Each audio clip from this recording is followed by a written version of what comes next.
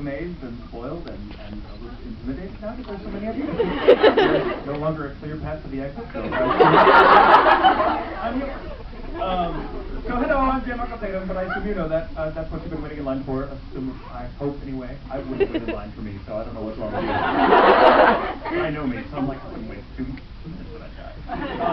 I have my drinks, I have my microphone, I have all you lovely people. And first, just for me, everyone, a big round of applause to the lovely people who are sitting on the floor and standing up. They're all troopers, and if I had like candy to throw, I would totally throw it. It's not.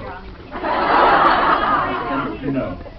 So, this is a Q&A, and so I am, as many of you probably already know, if you've seen videos, people have been foolish enough to take of me at various times on YouTube that will haunt me for the rest of my life. I can talk for a very, very long time, so I'll just open it up to questions immediately, and then I can riff forever. So I like really good random questions, so this gentleman goes up first. What is your favorite Halloween costume? My favorite Halloween costume? Okay. When I was a kid, before I developed this debilitating fear of clowns, which is well documented, terrified of them, phobic of clowns. Phobic of clowns. There's a story behind that, but I'll tell it maybe later. Yes, like a legal story. But when I was a kid, I was terrified of everything, like everything. I was the biggest wuss. I hated werewolves. I hated mummies, especially mummies. Mummies were like my big thorn in the side. I was terrified of mummies when I was a kid. And so I never went in anything but a clown, because I'm like, what clowns are safe? Everybody does clowns. Makeup, they have big funny hair, they've got big teeth. Everyone, yeah, they have horns. And, horns, though they do, I often see them with horns, like, yes.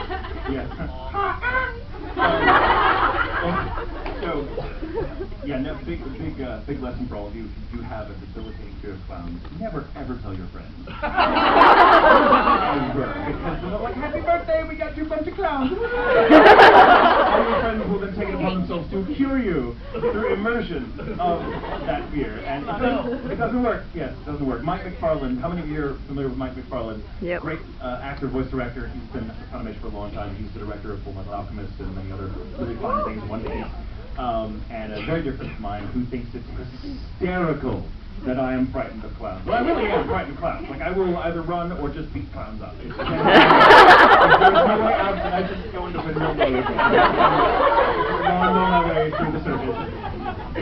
And Mike loves to try to cure me of that. So he'll bring over movies to the house and be like, oh cool, we're gonna watch this really good movie, and it's really like a horror movie about clowns. Someone will put it in, and I'm like, oh, and the first thing comes up is menu, and it's a clown. I'm like, oh! Or I'm in the bathroom, and look behind me. Did you watch the stream? So clowns used to be my favorite, but they're not my favorite anymore. I went as the Joker a few years back when Dark Knight came out, because I love that movie. I think it's really great action film.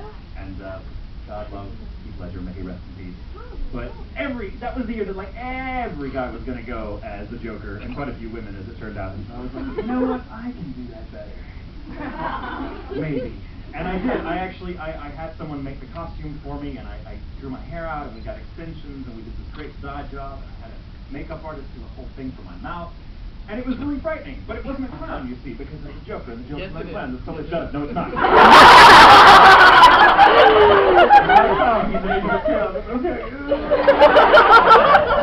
So I went as a Joker, and I had like a brief standoff with like 8 different people at the parties I was going to that night, because there was always like 4 or 5 other people, and I just kind of stared at them.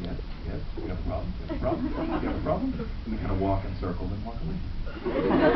I think I won all of them, but in my own mind. So that was my favorite costume. That was the first time I've actually had a chance to dress up for Halloween in quite a few years. So, nice. Okay, another question. I see a hand there in the back. Yes, more horns. I heard you like Doctor Who. What's your favorite doctor? You asked me to pick a favorite child. Which actually would probably be easier for me. Not really, I don't hate children, but I have enough friends with children to know. I'm like, I'm not having kids anytime. I have 2 nephews, that is enough.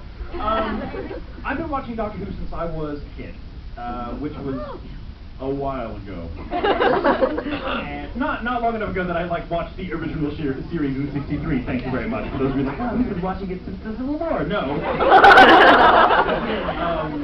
But my favorite, and I have a couple favorites, and I have to stress this, there isn't a single Doctor of the old school or the new stuff that I don't love, because I think they're all really wonderful, and you know, if you've gotten the chance to play the Doctor, chances are you're pretty kick-ass anyway, and that's why you got the part to begin with, so you gotta bring something to the role that kind of leaves its indelible mark on this wonderful franchise that I've grown up with. Of the new Doctors, okay, this is like a 5-part answer. Of the new Doctors, I've loved Tennant for a long time. I thought Tennant was and Tennant will always have a special place. There's always going to be a little Tennant-shaped hole in my heart now that he's gone. But seeing the new stuff with Matt Smith, I think Matt Smith is amazing. He's shaping up to be one of my favorites. Because in a lot of ways, he's channeling so many of the other old Doctors that I grew up watching. My very first Doctor was Tom Baker. And Tom Baker has to date still had the role the longest, so I saw most of his. He was my introduction to the series. I loved it. He just has this great iconic look. He's a very interesting and eccentric guy. He's very much like the Doctor in real life. I would love to do drinks with him. I'm pretty sure he could drink me under the table though. Well, he's British. And, but really, if I had to choose like one particular favorite that's like the Doctor to end all Doctors, or the one in whose shadow they all stand, I have to go with the second Doctor, Patrick Troughton. And I'm liking you more and more. Forgive me for the clown Joker comment, by the way.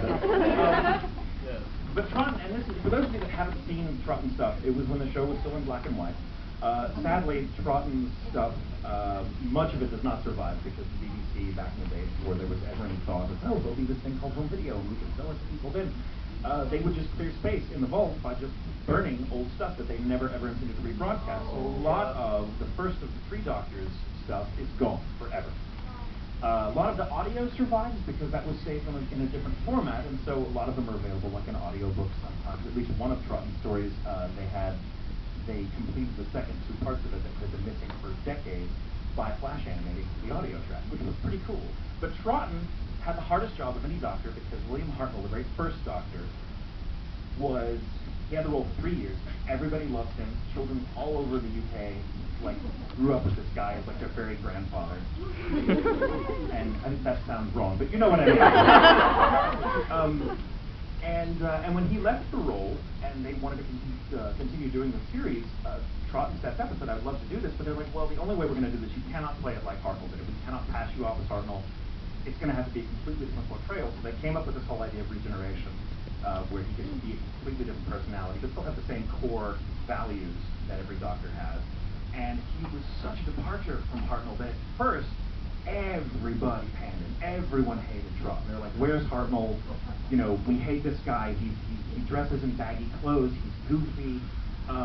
You know, what's going on? But he ended up, in a very short amount of time, considering how much people hated him, completely winning over the hearts and minds of the audience, and he became a lot of people's favorite Doctor after that. And if it hadn't been for Troughton, who himself was, by that time in his career, an amazing actor with a lot of credit to his name, if he hadn't lent himself to the franchise, we wouldn't be talking about Doctor Who now. So my heart will always go out to Troughton as being the Doctor that paved the way for all of them. And some of his stories are really, really amazing. And he's like one of the best actors to ever take the role of. So that's my opinion of that one. Did I answer your question 5 times? Cool. Who has another question? I saw other questions come up. Let's see. I see it. Is that a white glove or just a like? It's your favorite form of Sebastian ever. Oh, yay! Hypothetically, if it was sunny outside tomorrow and we had ginger ale for you, would you come hang out with us? Will it be chocolate? Because we're planning a party outside, if it's sunny, by the Red Bridge where we're meeting and we're moving somewhere shady, and we brought ginger ale to try and entice you to come hang out.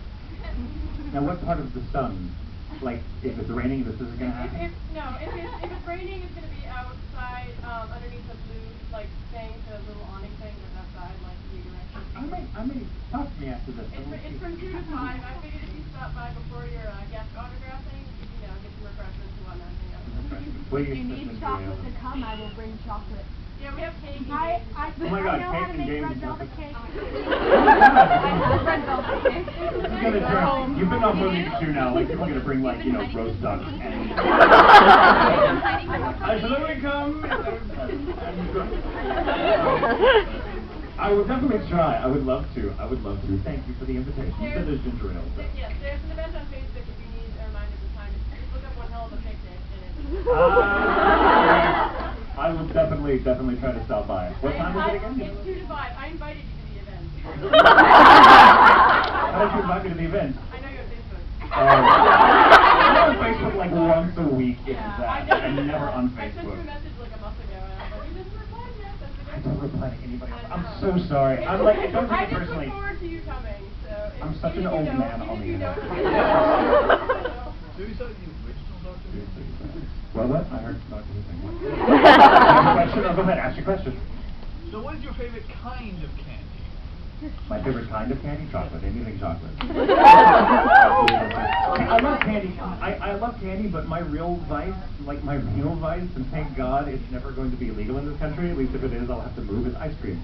Ice cream, no, I have a serious problem with ice cream. If it's around, I will eat it. And, no, I seriously, I can see a pint in a sitting.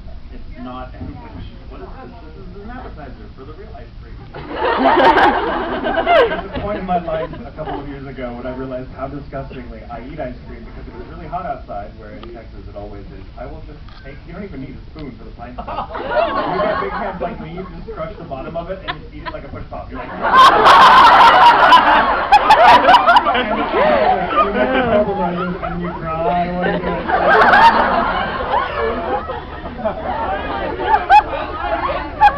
My partner once said, he's like, you should go look at yourself in the mirror doing that. I'm like, no. And one day I did, I'm like, oh my God.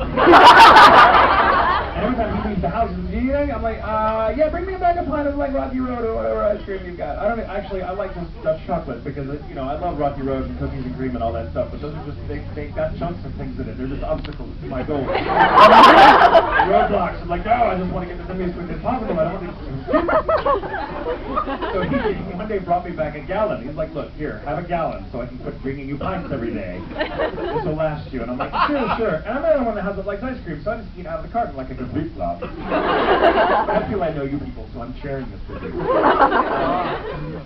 And I was just eating, like watching something on probably Quarters or something off Ghost Hunters. And just eating, and then suddenly I'm screaming. Back up from it like an alcoholic who's taken his first drink accidentally in 10 years. You're like, oh my God! Should I go to a hospital? That's a good cholesterol spike in 24 hours. Ice cream. Terrible thing, ice cream and me. I'm convinced that I keep the ice cream at the real float. Gwen, there might be a handle on that. You're from the South, right? I'm from the South. Yeah, like... Do you have any good driving in the winter stories?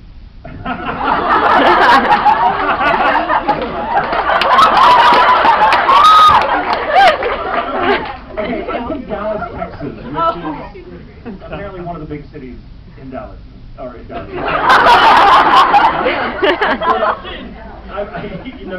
No kidding, right? Every time we get weather down there, because weather is not, it's never a story there. Like, unless, like in the summer, it's like, oh, look, it's 104 degrees again in the shade today, and it's October. It's a wasteland, but we get weather. We get thunderstorms and tornadoes. Like up here, where they're not terribly frequent, you get tornadoes and people freak out. Like you get a little tiny baby, everyone's running for their lives. Run, like we bring the lawn chairs. F4, we're like up on the roof going, you will never take this shit!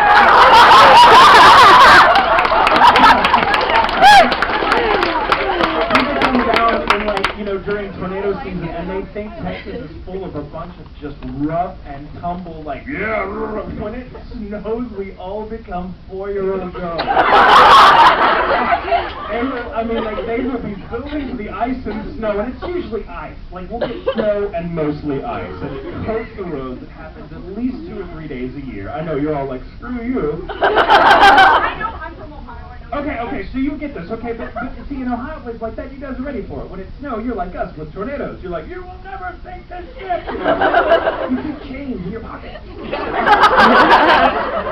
You know, but in Texas, when it snows, I'm serious, you can watch the news, people are plastered to the news, and they've got some poor bastard of, like, the intern from the newsroom, who's dressed like an Eskimo, and it's only like 45 degrees. And he's, like, out, like, 40 miles to the west of Dallas, and there's a couple of flurries, and they cut to him, and, like, we're going now to Dan Johnson in the field, and he's like, I just saw a flurry! And he's like, I get slid down over, and like, all of you go now, we're all going to die! Everyone goes to like the nearest grocery store and buys like 5 weeks worth of groceries, like the end of July. And then you've got people that try to go out and drive in it. Now I try not to drive in the ice. I'm not particularly frightened of the ice. I know how to drive on it. But most people in Texas do not. So if there's anyone else on the road, I'm like, no, I'm not going to do that to myself. It's a pretty dodgy enterprise driving on the road in Texas during fair weather. We all drive like jerks. We do. There's a lot of space. It's like, ooh, someone wants to get in front of me. No! Someone's going 70 to 55. No! You know, but yeah, I did once, and this is how much of a wuss I am when it comes to driving in the snow and ice. I had to get 3 miles in the ice and snow. Like, I had no choice. I was at a friend's house, and suddenly, boom, blanket of snow, ice falls. And I hadn't been watching the weather to see, Dawn out there going, there's a snowflake! And I, like, get out of my house. It's like 4 o'clock in the morning. I'm like, oh, wow, wow, everything has changed. It's so pretty and quiet. I get in my car. It took me 3.5 hours to go to 3 miles. That's like half a mile an hour. Because I was terrified. I'm like, I really could have just walked home. Actually, in Texas, we just kind of sit on our butts and scoot home. We're kind of big in Texas. I don't mean to think it was my home, but I've grown up there, so I have every right. But yeah, that's my biggest ice story. Everything else, Texas is just when it ices over, we're like, oh no, invasion or something. Can't we get a tornado? We're like, yep, that's about it. It's gonna go right over us. Let's have a barbecue.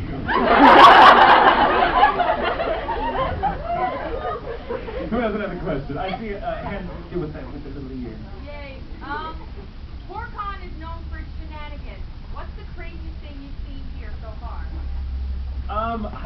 You know what? It was pretty calm when I came in last night. I haven't really seen anything crazy yet. So now that I know the portcon has... Well, apparently. So it's up to you guys to do some shenanigans. I'm going to go on. No. So get some shenanigans going. I want to see some shenanigans. Okay. This kind of counts as a shenanigan right there. You're in a room now. This is crazy. I think this is the most packed room I've ever actually done this in. You have a question. What's your question? What got you into voice acting? I love this story. Okay.